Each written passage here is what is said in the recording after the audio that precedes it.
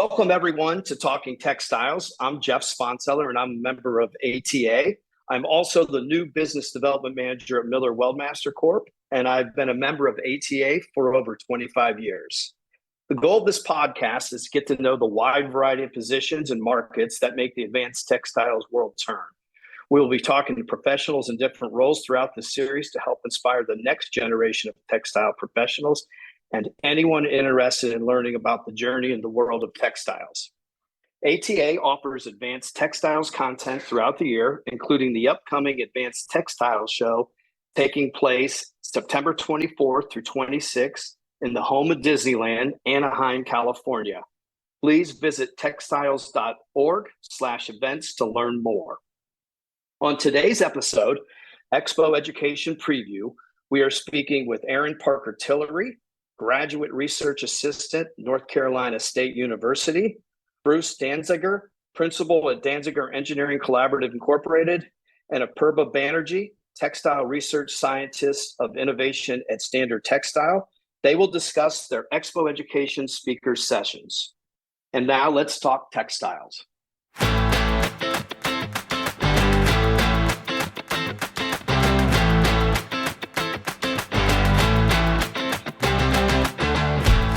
Hi, I'm Jeff Sponseller. Today our guests are Erin Parker Tillery, Bruce Danziger, and Apurba Banerjee. Welcome to the podcast.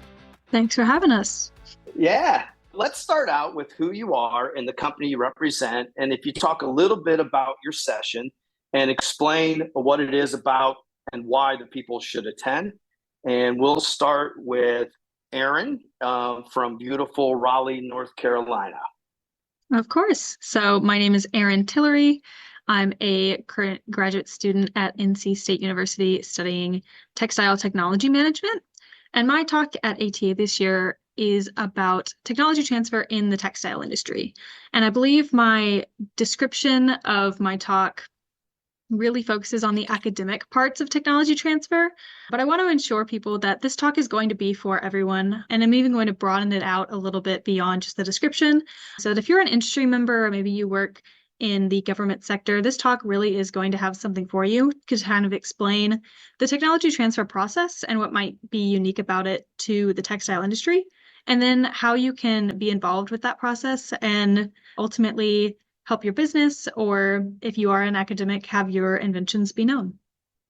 Okay, so let me ask you. So you're a younger person, and there's a lot of kids graduating from college, and they've got a lot of options. Everybody wants to work for Google, NVIDIA, Amazon, wherever it might be. Why textiles? There's nothing really that sexy about it. Why would you choose textiles, Erin? Well, I actually really haven't always enjoyed textiles. I grew up knitting and crocheting and just being involved in that space. But for someone who maybe wasn't involved in that, I would say that textiles can be a little sexy. It's honestly really... In what way? It's about the process of creating something and how you have to be so intentional with what you do, from the fiber to the yarns to what fabric you're making, also the designs that you have to go into it. All of it is very controlled and is very interesting to learn about. But you're also getting now into more of the e-textile sectors with putting computers into clothing. And so you get NVIDIA in there, you get Meta in there. So all these companies now are very interested in textiles in a way that they might not have been before.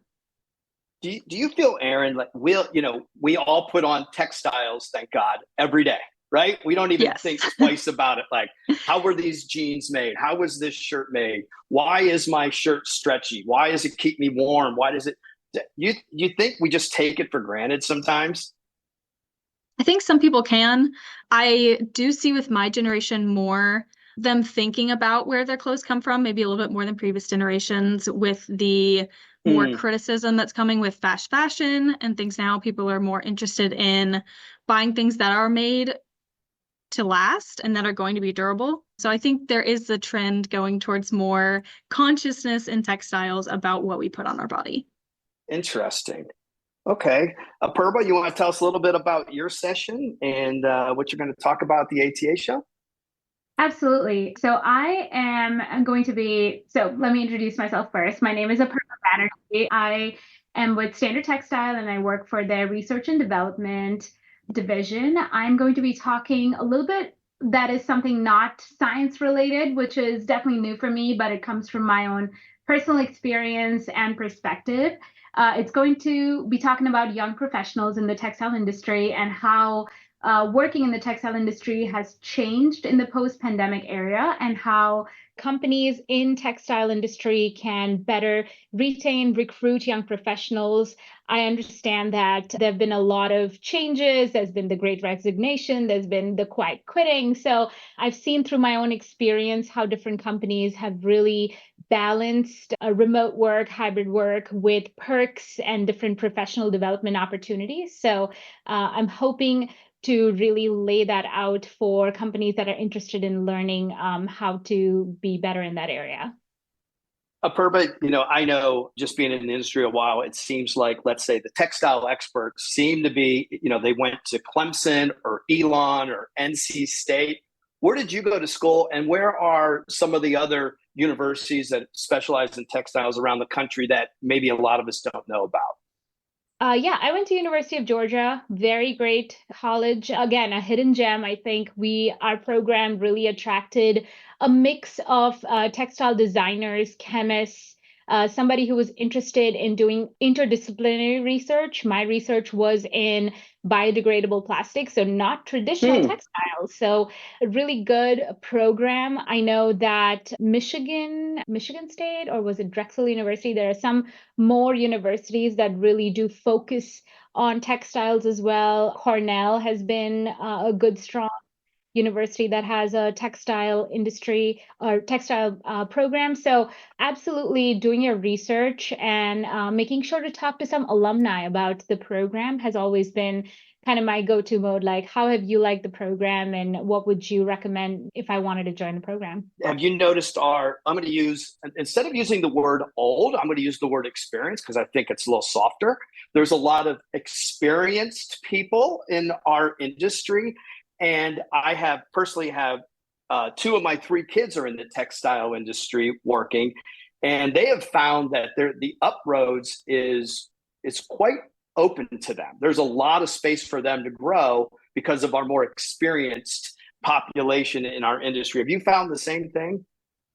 Yes, there's been, we call them the golden era, and then I like that. I like that. The new era that's coming in. So absolutely, we've seen a sort of a void in that where the experienced population, the golden era, is definitely aging towards retirement, and then we have a new up and coming era. And really, the middle has been lost because I think a lot of people, including some of my peers, have chosen to maybe move away from the textile industry. Textile industry has seen a lot of changes in the United States over the last 50 years. We've gone from manufacturing focus heavy to more technology focus heavy. So we've seen almost like an ebb and flow of people coming in and out of the industry. So I agree, like the younger generation is seeing a lot of uproads into the industry, and I'm excited to see what's coming in the future. Oh, that's interesting. Bruce, do you want to tell us a little bit about yourself and a little bit about what you're going to be speaking about at ATA in Anaheim? About 4 years ago, I started my own consultancy, Danziger Engineering Collaborative, with an emphasis on collaboration. I had worked for over 30 years with Arup, international engineering firm, working on projects across the globe, specializing in unconventional structures, in particular passion for lightweight membrane structures. And I started my career, 36 years ago. My first projects were lightweight tension membranes. So I got a good start. And I'm very confident that they're very sexy, especially if well designed. They are. Okay, so when we're watching the Olympics and we see that awesome national stadium, Paris, and the tension structure around that, tell us a little bit about what goes into that. It's not just a bunch of cloth up on a building. What goes into that, and what do designers have to consider when they're looking at a building like that? Well, maybe we'll look more at some of the bicycle wheel tension fabric and membrane structures like maybe Allegiant Stadium for the Raiders, Yeah. where it's ETFE and cable trusses, and the amazing collaboration between all the trades and designers to do the lifts, the big lifts on the cable structures, the membrane and cable structures. It's really amazing. That's interesting. So when we see that, in the construction world, you've got engineers, you've got architects, they work together, plumbers, HVAC, carpenters, electricians. Who does that type of work? Is it a specialized trade that would install those complex shade structures? Well, yeah, there's just a handful of groups that are capable to do that and have the experience. You need to bring a lot of experience. Just the precision that goes into building the ring beams that form the perimeter of the structure that is being pulled against. It's not your ordinary steel work and ordinary trades. But how do they learn that skill set? How do they learn that skill set? I guess they they get a job and they apprentice with the masters who have been doing it for the mavericks, the pioneers. And, we constantly ponder why there aren't more unconventional structures, and membrane structures being some of those. And it's really about few brave individuals and pioneers that do things that haven't been done before. So I've got a question for everyone. Does anybody know, when did ATA hold its first expo? 1964. 1964. What do you got, Apurba? 1980. 1980. Bruce, what do you got? I'll go 1978. All right. I would like to say one of you are very close, but it was 1912 in Denver, the year the Titanic sunk. So that awesome movie that we all see, that year, they were in Colorado meeting for the first ATA Expo in Colorado. Oh. So I thought that was kind of interesting. So this industry obviously has been around for a long time, and it's a credit to ATA and formerly IFAI to keep a group together that long and that organized. I was going to ask you, it's kind of funny, regardless of what field that you're in, you tend to pay attention to what it is. So I have noticed when I can't go to a wedding, I can't go to a graduation party, I can't look at a truck going down the road, because when I see a tent and a truck tarp, my head automatically goes, oh, wow, how was that put together? Who made that? Wow, that looks really good. That one looks really bad. Do you guys experience the same sort of thing as in your disciplines? And tell me how it is sometimes. Absolutely. It's a obsession. Maybe it's an occupational hazard. It's a distraction. You don't want to be careful when you're driving. And do your friends get sick of it, hearing you talk about it when you're driving in a car or looking at something? My friends actively ask. They do? That's cool. Sometimes my friends will actively ask me, like, oh, I want to get like a dress like this. Should I? Like, is it good for the environment? What should I be choosing? Look at this brand. Look at this textile fiber. Is this a good thing to have in my wardrobe? So I think they actually want to use my expertise sometimes, like when they're shopping around. Yeah. I admire your generation. They care. I mean, our generation, not that they don't care, but it wasn't as important to them as is your generation. And it's really quite impressive. I hear it with my children, their friends. It matters to them. So I think there is a switch coming, especially in the textiles world. How about you, Erin? Do you bore your friends with everything you know about textiles? I don't think I bore them, but I kind of keep it to myself. I'll see new wearable technologies coming out that you just know don't work or just don't actually do anything. But it looks cool. Yeah, it looks cool. Doesn't do anything. There's some obvious reasons why we all attend. Me personally, we sell a machine that welds vinyls together in different textiles, and it's been great for us to present our product. But what I enjoy the most is just networking and meeting different people, especially people like everybody on this podcast. We'll start with Erin. Do you have some insight, Erin, of why you go, why you like to go to the shows? I would agree with you that I love the networking part of it. As an academic and especially as a student, I feel like I don't have a lot of opportunities to get out and meet people just in the textile industry unless they come to my campus. So I love going to ATA because I get to meet so many people who do things that maybe I would have never thought about or that I wouldn't have never had the opportunity to meet otherwise. Interesting. Good. How about you, Apurba? I definitely go check out the new technology that's up and coming. I think as part of the research and development division, we always like to keep an eye out, and especially because our company is not specifically into technical textiles, but we like to take inspiration cross-functionally, like either from the outdoor industry or technical textiles or marine textiles. The technology is there, it could possibly be applied in healthcare and hospitality, which is our industry. So I think getting cross-functional inspiration is why I attend ATA Expo. How about you, Bruce?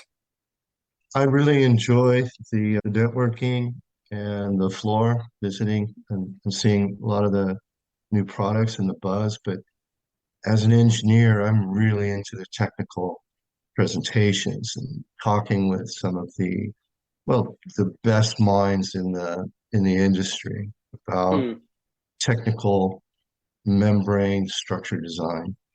Interesting. Another little trivia question. In 1956, the convention was held in Dallas, Texas. What would be your guess is the most popular form of transportation to get to that show in Dallas? I'm going to start with Apurba. You're first on my screen. Train. Erin? Oh, goodness. Texas? Maybe horseback. That's a fun answer. That's not bad. Bruce? Bus. All good guesses. Apurba, you get it. Train. We must have been a little European back then. Nice. So just think about that today. You imagine like, okay, I'm in Cleveland, Ohio. All right, I'm going to take a train to Dallas. I actually think it'd be pretty cool to be able to do that. So anyhow, maybe if it was cheaper than flying, you'd do it. Yeah. Well, you could work on a train. It seems like plane is really hard to do. So does anybody have a funny story about attending Expo and that won't get anyone in trouble, or an unusual situation of attending the ATA? I can go. It's not funny, but it's definitely, I think, a little curious. One of the ATA Expos, I think they were showing us like how they put together, I think it was like a cutting machine. They were showing like, it can cut all different kinds of things. And at the end of it, obviously being a sustainable show, they were trying to make something out of it. So once they cut a bunch of scraps, they put it together as a pillowcase, and then almost like a neighboring machine was a filling machine. So they would fill it up with polyester and they would seal it up. So they were giving away pillows, and it was so cool to on the way back on my flight, I could see who all attended the show because they had the same pillows. So we would just be waving our pillows in the air, and it was fun because you had almost like a little cottage industry inside of the ATA Expo. So, which also shows how diverse the expo is, and you can almost touch every part of the supply chain within the show. That's really cool. How about you, Erin? Do you have anything? I don't know if I have anything funny, but in a similar vein, I remember one year Trevantage was giving away these like yellow tote bags. And we had gone with a big group from my school that year. And so we were just all leaving the expo, like 25 of us all had these like bright yellow tote bags from the Trevantage booth. It was so funny. That's cool. Then you get on the plane, everybody's like, where is that? Why do you all have this? How about you, Bruce? Anything weird getting there, traveling? Yeah, I just have this strong memories going back maybe 25 years ago when the convention was in Vegas, and we went across the street with a colleague to Circus, and we were having margaritas in this pink bar and having this intense technical discussion. And it's just a strong memory. Well, we also, I guess, was it last year, Jeff, that the conference hall was being shared with the like men and women's bodybuilding competition? Yeah. So you'd walk in. I remember that's funny. I remember I walked in and I'm looking at everybody who was there, and I thought I need to start watching what I eat and work out a little bit more. Everybody's really fit here. It's like a whole subculture, wasn't it? You're walking through and guys are drinking water and girls are drinking like, protein shakes everywhere you went. And I'm like, what is going on here? So I thought that was kind of funny. One year in Boston, I think it was celebrating either the 100th year of ATA or the 100th Expo. I can't remember exactly, but it was election night, and the Republican Party had their like big party there and a celebration there. And it was Mitt Romney, I think, and Paul Ryan were the candidates at the time. In the same hall that we had the exhibition in, the next day they just transformed it into this huge convention kind of thing. And I stayed at the hotel, and I remember I was going up the elevator, and I got off the elevator, and there were Secret Service guys, like one at one end of the hall, one at the other end of the hall. And I'm like, what's going on? And they asked me what my name was and what room I was going to. And they said, oh, great, you're right under potential President Mitt Romney's room. And I'm like, what? So I thought that was kind of strange. Unfortunately or fortunately, whatever point of view is, he lost, but just a unique situation. So, okay. We'll start with Apurba. What do you hope to gain from Expo this year? And what would you say to someone that's on the fence about attending? They're like, man, it's in California. I don't know if I should go or not. What would you say to that person? First of all, I want to understand how AI is progressing in the textile industry. There'll be vendors talks that will be illustrating how we can start using it. People who are on the fence, I'd like to tell them that because it's in a new place, or at least it hasn't happened sort of in the textile belt of the country, I think there'll be newer people to network with, people who don't usually go to the other side of the country. We'll see vendors that maybe don't show up, maybe other technologies will show up. And I think it's always a great learning experience to walk the floor, to meet the people, to explore the technology, and really gets your mind thinking about your own products. Like, you are in for a great time because you are getting a new view of your product. When you talk about your product or you learn about someone else's product, you get your wheels spinning. So I think from a point of view of inspiration, learning new things, this is a great show to attend. Interesting. You said something that kind of caught my attention. You said using AI. Is there a speaker, I should probably know this, that's going to be speaking about AI? I think so. I think I saw somebody on the list. So interesting. Yeah, I think the education track is really solid. So that would be a great and attractive proposition for attending this expo. That's really good. Erin, how about you? What would you say to someone who's on the fence? And you can't say you get to go to Disneyland. Oh, darn it. I was going to bring it up. Which is right next door, by the way. So for anybody listening and you're like on the fence, it's not like it's hard to get to. It's right there. It's right there. And last year was in Orlando, so it's kind of funny. Whoever's planning really likes Disney. But I would really agree. Make your friends happy. Make your partner happy. Take them, because then you can go to Disneyland right after. Yeah, make it a family affair. So I would agree with Apurba. I do really think that the networking opportunities at this event in particular are going to be so good.